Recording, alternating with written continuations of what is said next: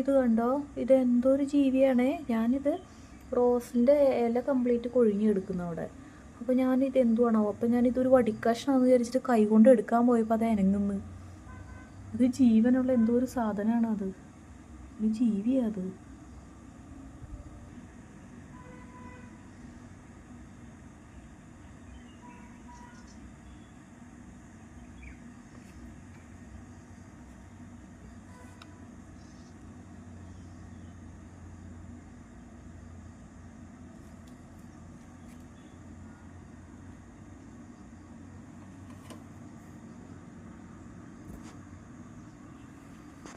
അത് കയറി കയറി പോകുന്നൊക്കെ